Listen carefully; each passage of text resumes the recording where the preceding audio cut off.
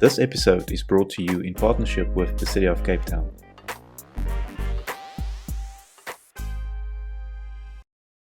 Kadri Nassiep is Executive Director for Energy at the City of Cape Town. We'll be discussing the city's energy and sustainability strategy and its transition to sustainable energy. But before we get into that, Kadri, welcome. Give us a brief introduction to your background and current role. Thank you very much for the opportunity to have this discussion with you today. So my name again is Kadri Nassiep. I'm the Executive Director for Energy and Climate Change in the City of Cape Town.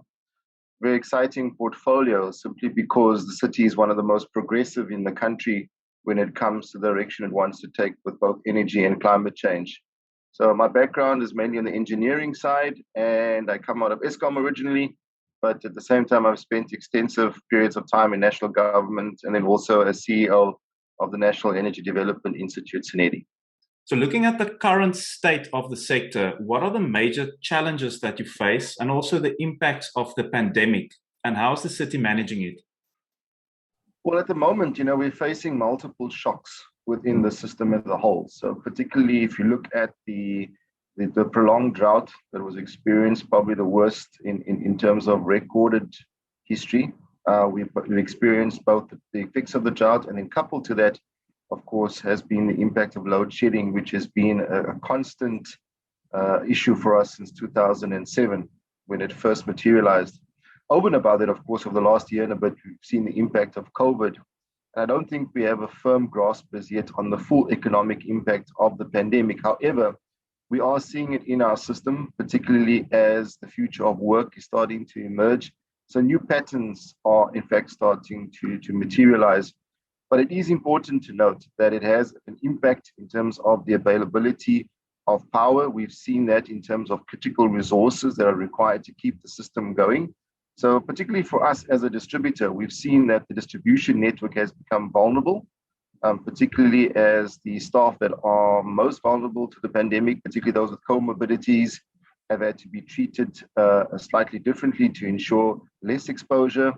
And what we're seeing at the same time is this is probably going to be mirrored even at a national level where critical resources have become in short supply. What we're now looking at is a situation that says, how do we emerge from this, particularly with an eye on resilience and an eye on climate change mitigation and being able to deal effectively with that problem? So as I've said, multiple shocks that are being experienced within the system are actually creating opportunities for new ways of doing things. And this is where the City of Cape Town is very progressive in the sense that it sees itself as a leader, as a pioneer, an innovator, and certainly one that has the best interests of its communities at heart. So everything that we're looking at and we'll discuss today is really premised around the needs of the community first and foremost. And right at the top of the list has to be energy security of supply. And when you look and consider the impact that load shedding has, there are multiple assessments that are being done out there at the moment that talk to what is the true cost of load shedding. And I don't think anybody has a firm grasp on that number. We've had estimates of up to 50 million rands per day per stage for the Western Cape. And it's a staggering amount, particularly if you're talking about stage 6 load shedding, which we've experienced more than a year and a half ago.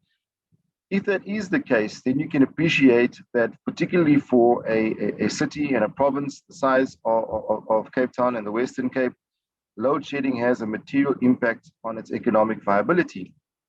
And therefore, the pressure is really on the city now to diversify, divest itself as much as possible from its dependence on Eskom, and look to the future energy market and see how that market is going to develop and grow and be a critical partner to that.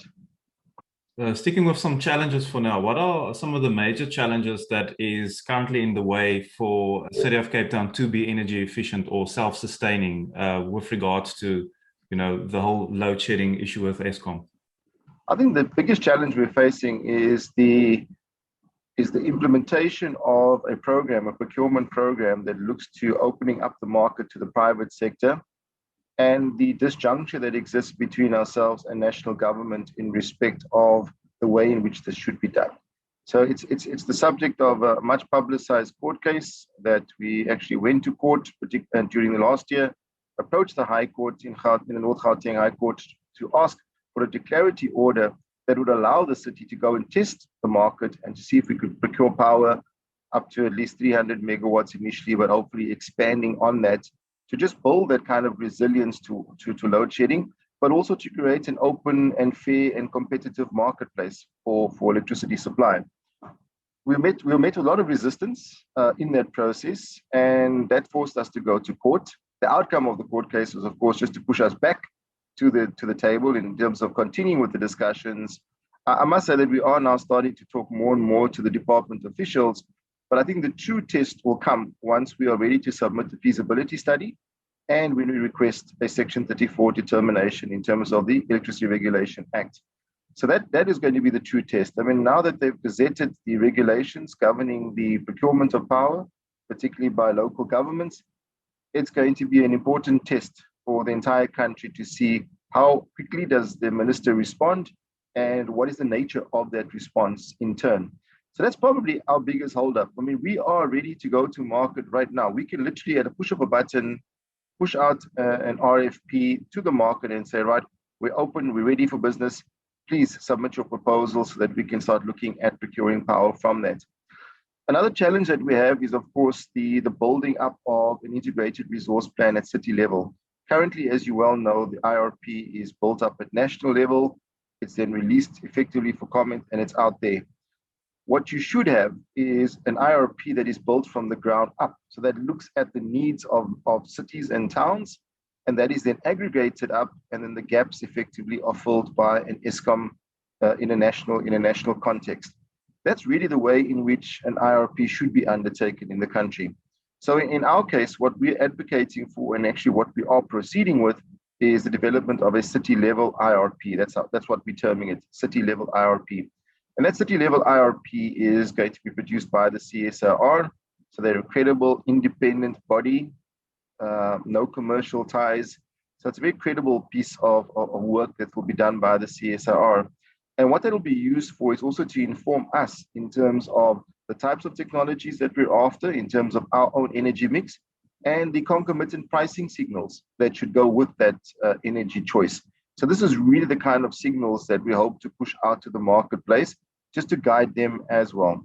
And we are ready, and we will talk in more detail about some of these projects, but we are actually ready to go to market with the first phase, which is for embedded generation projects under 10 megawatts that are connected directly to our grid.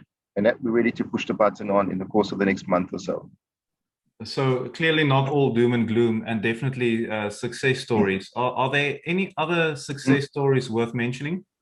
Yeah, so I think certainly at first, as I mentioned to you earlier, we are going to proceed with the RFP, and that will be for projects under 10 megawatts. Those could be solar, they could be waste, could be gas. And these projects will be embedded in our network, and we will offer them preferred bidder status until such time as, of course, we have the necessary approvals from National Treasury for the power purchase agreements. And those are in terms of Section 33 of the MFMA. And then, of course, hopefully Minister Mantashe will grant us the Section 34 determination in terms of the Electricity Regulation Act, together with approval of the feasibility study, which is a requirement under the regulations. So if that proceeds, we are ready to go to market as soon as possible. In parallel, the city is investigating and is at an advanced stage of developing its own first solar plant. So it's a project which will be probably just under 10 megawatts, located in Atlantis, north of the city. And the objective there is to obviously stimulate local economic growth by virtue of opening up that particular sector to the construction opportunity, some maintenance opportunities, but really to start building up, I would say, a platform for expansion of solar as an industry within that particular region. So that's an exciting opportunity because it'll be the first completely city-owned solar plant, and it'll be funded completely by the city and owned and operated, etc. So we are gearing ourselves up now to actually proceed in the sense of our own generation, and we can talk about what that means for the city and the timelines that go with that. There are also some other exciting developments that are taking place within the city. For example, on the electric vehicle side, the city has been a staunch advocate of the migration to alternative propulsion systems for transport, particularly with an eye on public transport. And electric vehicle technology is one of the more promising options. In addition to that, we are investigating the use of hydrogen. Of course, there are a number of participants in the private sector who might favor natural gas or LPG even. And so one would like to see more demonstration projects happening in that space. But we've received some generous support from the likes of UNIDO. And through their generous assistance, we've been able to put up two solar charged electric vehicle charging stations, one in Somerset West at one of our facilities and one in Belleville. So those are already available to the public. At this stage, it will be free. And of course, over time, there might well be an appropriate pricing system brought in for that. But it's one way in which the city is trying to support the migration to alternative fuels. So that's also, for me, another exciting development which one needs to track. So on the future strategy, what is the sector's strategy for growth and recovery over the next 5 years? I think it's going to be a combination of monitoring and implementing programs that support resilience. So on the one hand, you've got the Climate Change Action Plan, which is built on the basis of the climate change strategy. The strategy has just been released by the city, and the Climate Change Action Plan will follow very shortly thereafter. The program deals with both climate change adaptation, that looks at resilience, looks at the way in which our communities respond to the various threats that are introduced as a result of climate change, whether it's increased temperatures, prolonged droughts, change in seasonal rainfall, impacts on biodiversity, changes to indoor living quality, etc. So all of those are being dealt with effectively through the strategy and by interventions directly introduced through the Climate Change Action Plan. On the mitigation side, which is where you would see probably the bulk of the investment taking place, one has to then consider on the supply side being able to replace a lot of the purchases from Eskom with either our own generation or embedded generation from the private sector, or IPPs delivering power from anywhere in the country. So that will also be a critical component of our model going forward. Ultimately, and I would say this is beyond the 5-year realm, we would see a power exchange being developed within the city based on a dynamic market structure. And effectively, what that would amount to is that power that is delivered from anywhere could be traded and transacted, and then, of course, be delivered anywhere within the confines of that power exchange. And why that's critical is because it opens up other avenues for prosumerism in the sense of the residential market and also the commercial market, but also allows for standby generators that could be utilized at peak periods to be readily absorbed into the system as and when needed and then compensated for.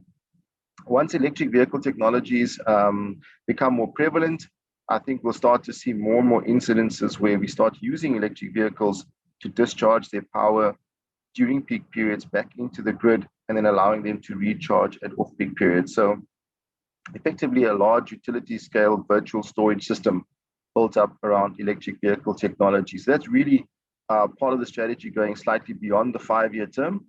And then, of course, to look at the increasing role that hydrogen will play. Hydrogen can be a critical game changer for the city and the province. And there's a lot of interest in this nationally as well as internationally. And we think that the timing is right for us to explore the use of hydrogen. One suitable site for this could well be the old Athlone power stations. That's really the subject of a let's say, pre-feasibility study at this stage to determine whether we could, in fact, produce hydrogen on site at the old Athlone power station and then deliver that to a number of off-takers that could include PRASA in terms of the rail network and using that for locomotive power instead of using overhead lines or diesel. And then, of course, we would have the possibility of using that in the MyCity bus fleet or in the private sector, such as companies such as Golden Arrow. You'd also have opportunities to potentially work with Eskom, looking at repowering Ankerlig or any other gas turbines using the syngas, which would include hydrogen in it. So these are all opportunities that are out there that need to be explored further. But for now, the objective of the city has to be to reduce its dependency on Eskom, mainly because of the impact that load shedding has had, but also because of the ever-increasing prices that come with that. And when we consider the large percentage of our communities that live in terms of energy poverty, we need to consider their needs first and foremost. And this is why it's becoming more critical that the city investigate and implement alternatives that are far more affordable, as well as being reliable and safe, that will talk to the needs of these communities to allow them to grow. So that becomes for us, I think, one of the more important objectives that we have to consider in our strategy is fighting energy poverty head on. Just in conclusion on this point, it's important to note that it's not about the city doing everything on its own. I think there's a huge opportunity for partnership with the private sector, and many of the chambers of industry and commerce, both locally as well as internationally, are asking us these type of questions. Where can we support you more? Where can we come in with investment? Where's the biggest change going to come from? And how is that going to obviously promote growth within the sector? So we've got a real serious eye on that particular area of growth. And we see quite a few opportunities for that within the city and the region. What are some of the major barriers that exist to the implementation of this strategy?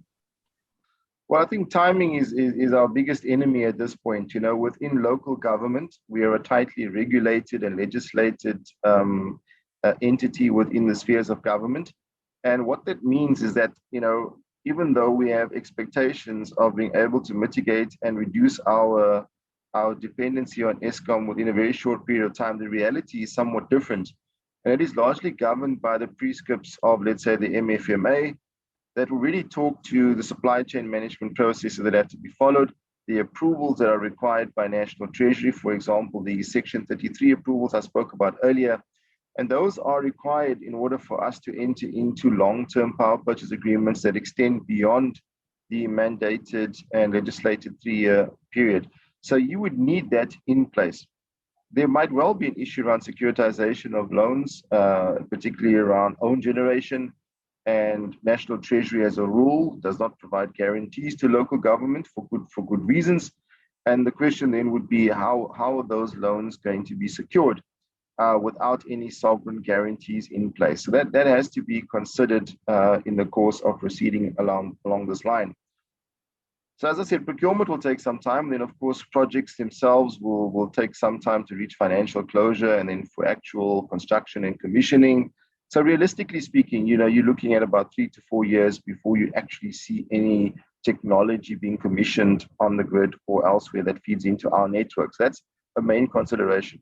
Along the way, one of the challenges will be to upgrade the network to accommodate the intermittent supplies of renewable energies as the numbers grow, and that feeds into our network. So in order to ensure the stability of the grid, we will have to invest also in an upgrade to the network at an appropriate time.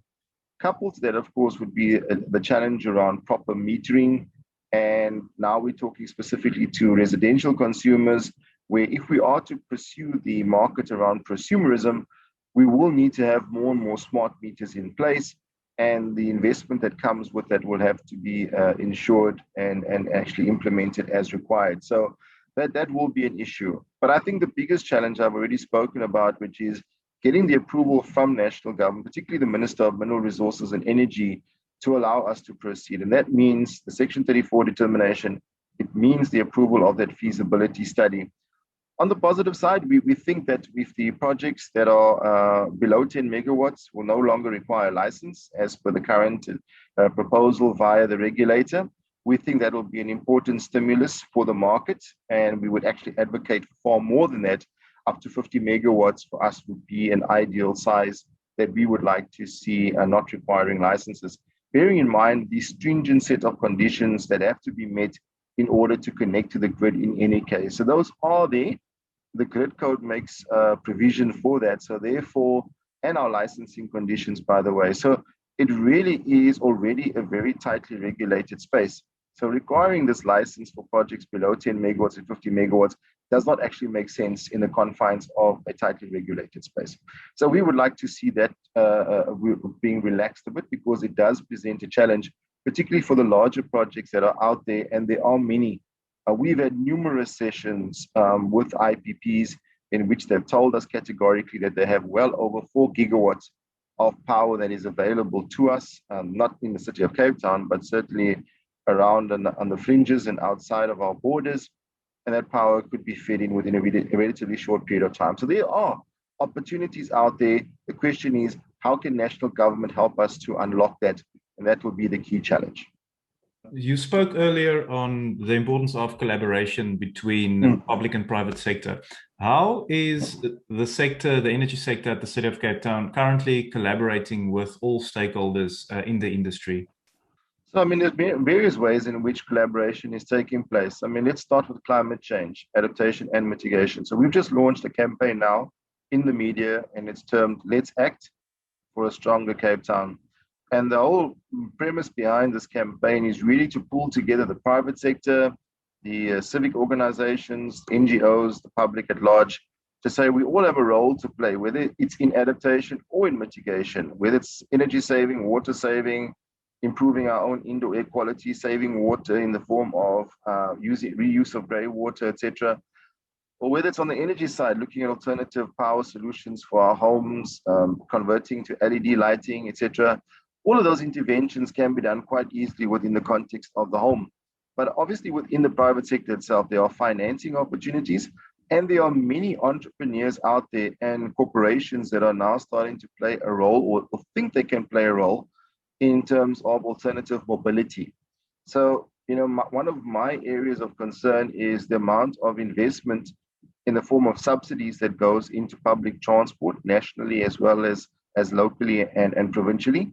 And the question is, how much longer does the public have to carry the burden of subsidized public transport when there are a multitude of private sector participants that are willing to take the risk and holding hands with the public sector are willing to invest in far more attractive options that will be game changers in their own right. And one of the key areas I'm interested in is ultralight rail, where a service that is on demand is not just scheduled, but provides for easier access to many areas that are currently not adequately serviced by the mainstream rail or bus network. Those people can now have ready access into those communities and areas where they need to be for work or for other reasons. So for me, that's a key starting point. Share the burden where there is opportunity for the private sector to benefit. And if there is, open that up, deregulate the space to the point where we allow for greater opportunities to be fleshed out. In terms of the small scale embedded generation program that the city has been running quite successfully, and that is really one of the success stories, by the way, that we never touched on earlier. But considering that City of Cape Town has been a pioneer in small scale embedded generation, allowing residents to feed back surplus power into the grid and providing them with a feed-in tariff to compensate them for that power, that has been a game changer. And we have well over 50 MVA power that's now been actively fed. Well, not all of it's being fed into the grid, but could potentially be a game changer for us in terms of residential power that is then made available back to the city. And that's just for the surplus. So building on that, you could see that if we aggregate that properly, it could well be an additional source of power for the city over and above what is currently being made available. So therein lies opportunity for the private sector to come in and fund more and more of these residential installations to allow for that type of aggregation to happen. Lastly, we are very interested in supporting piloting and demonstration of technology with the private sector. We will be going to market for smart pole technology as a way of introducing telemetry into street lighting so that we can have CCTV, Wi-Fi, electric vehicle charging, etc., all in the form of one pole. So that's another exciting initiative which is underway. Then also on the PV side, we've just started the construction of a floating PV demonstration facility at a water reservoir in Kraaifontein. And the objective there is to test the use of floating PV, mainly for power generation, but also really just to look at if there is any noticeable benefits in terms of water conservation. So that's also the idea is that the private sector would like to participate in something like that going forward. Therein lies opportunities which the city is creating. So it's talking to where there's opportunities to, let's say, partner on electric vehicle charging infrastructure, working with the private sector on that, or whether it's working on with IPPs in terms of embedded generation or outside of our borders. There are a myriad of opportunities out there that should be explored and will be entertained by the city in partnership with those in the private sector. What are the main lessons taken from 2020 and the first half of 2021, and how can the city address them to not only survive but thrive in the future? Well, I think one of the key lessons we've learned is that the future of work will be different to what it was pre-pandemic, and I think everybody's realized that. For us, the pandemic was a trigger for remote working in particular, and we've had to study the way in which our demand patterns have changed as a result of people working remotely. And what we've seen is obviously with the tendency to work from home that we've had increased demand coming through from the residential sector, and a slight decrease, of course, that comes in the commercial sector as a result of that. So that really starts to look at the balance of the system in terms of consumption. We do rely heavily on our commercial customers to create the revenue base by which we can in turn support some of our more indigent customers on the network. So we would like to see, I think, a greater emphasis on a return to work where the commercial sector is then obviously supported in that regard. But notwithstanding that, what works for us from a climate change point of view is having more and more people at home, because it's meant less congestion on our roads. So obviously, concomitant reduction in the use of liquid fuels, decreased need for parking, decreased office space utilization, which means, as I've said to you, that there's been slightly lower energy consumption in that space. So all in all, it creates an avenue by which people can become more responsible for their own work standards in terms of their office environment, if they have an office from home. But at the same time, it does mean that our demand patterns have shifted slightly, and we now need to become more sensitized to how that need will change going forward, so that we can respond with the appropriate signals in terms of power generation as it's becoming available from sources other than just Eskom. So it's with that in mind. But it hasn't been that significant to the point where we would say, well, there's been a fundamental or paradigm shift in the way that energy is being consumed, etc. In that it's been very limited, but it has been noticeable to put it into that context, yeah.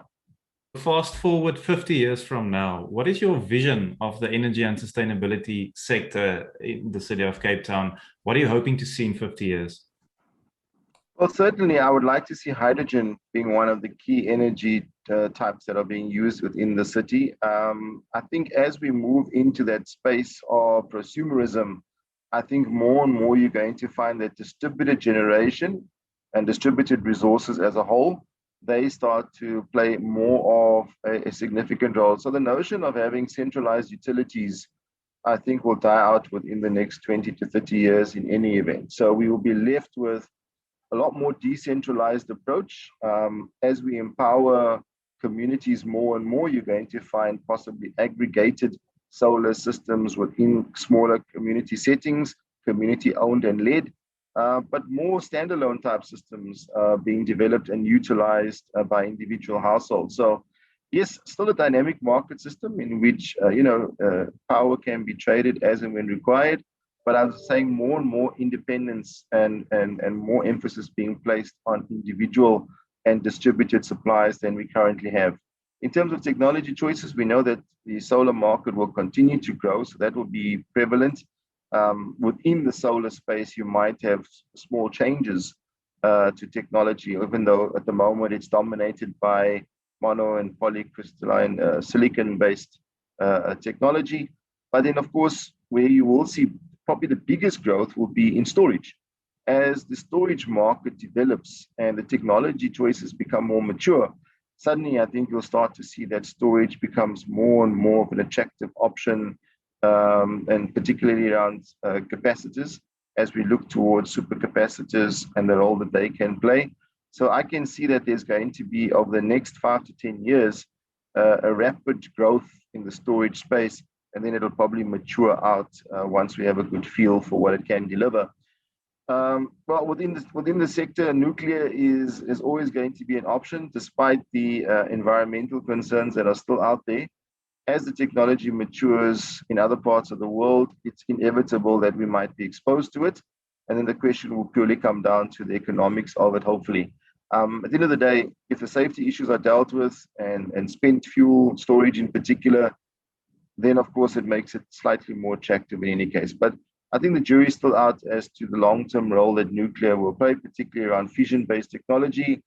Hopefully within 50 years, fusion as a technology option will have matured to the point where it's in widespread use as well. And I think that's really going to only emerge probably within the next 10 to 20 years. But fusion has always been in the background, never fully developed. So, it'll be hard to predict the role that it's going to play going forward. But certainly those would be, my guesses in terms of where we're going. And ultimately, we'll be divesting ourselves more and more of investment into coal and to liquid fuels, particularly around crude oil based and natural gas, but at the same time working very hard on the just transition, which will be happening from now until the next 20 years as we create economic opportunities for those that have been employed in that sector. If we are looking at a more decentralized future, how will this change the role that the city plays in the sector? I think the city will be an enabler more than anything else. And at the same time, I see particularly, and this is just my vision, not necessarily the cities at this point, but I do see ourselves as a producer of hydrogen, and making that available into the marketplace. Certainly the future city will not be the city that it's been pre-pandemic and hasn't been or should not have been for the past 10 to 20 years. Why? Because we've seen that the electricity market is evolving. And the question is, how does a city stay relevant in the context of a rapidly evolving space? On the one hand, with greater opportunities being created through the private sector. On the other hand, you've got Eskom that has been subjected to its own challenges, creating less and less viable alternatives for us. So all things considered, the utility space within the local government space cannot continue. It cannot continue the way it has been. And so this for us has been the final trigger to say, change must happen. This is how it's going to happen. If I then consider, what else is possible within the future cities, we have to consider that we have a role to play in driving communication, driving transport. And the question will arise, well, within what kind of role do you anticipate that the city would do that? So for me, I think first and foremost, the city should make use of its land that it has available. It should make use of servitudes and the way leaves that come with that, and to argue in effect that the city can make that available to the private sector and earn revenue off that. And that revenue is then obviously used to improve service delivery to its community. So a changing space. As technology is evolving, the city has to stay current and start to look in creating, I think, a more diverse range of options and make that available to the public.